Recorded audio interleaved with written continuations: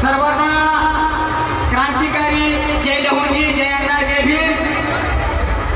सर्व नांदेड जिल्ह्यातून, सर्व तालुक्यातून, सर्व खेड्यापाड्यातून, सर्व गावागावातून आज आपण डॉक्टर साहित्यरत्न लोकेशर अण्णाभाऊ साठे यांच्या 104व्या जयंती निमित्त आज नांदेड शहरामध्ये अण्णाभाऊ साठेंना अभिवादन करण्यासाठी आला.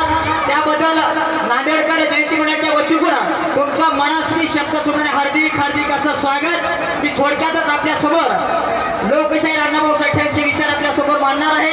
त्यासाठी आपण सर्वांनी या ठिकाणी वेळेपूर्वक त्या भाषणाकडे लक्ष द्यायचं आहे. आज अण्णाभाऊ साठेंचा खरा इतिहास, अण्णाभाऊ साठेंचा खरा इतिहास आजपर्यंत जिवंत आहे, कालही आहे आणि येणाऱ्या काळापर्यंतही जिवंत राहणार आहे. त्यासाठी सर्व माझ्या तमाम माता भगिनींना, पुरुष बांधवांना कळकळीची नम्रतेची विनंती आहे, सूचना आहे. अण्णाभाऊ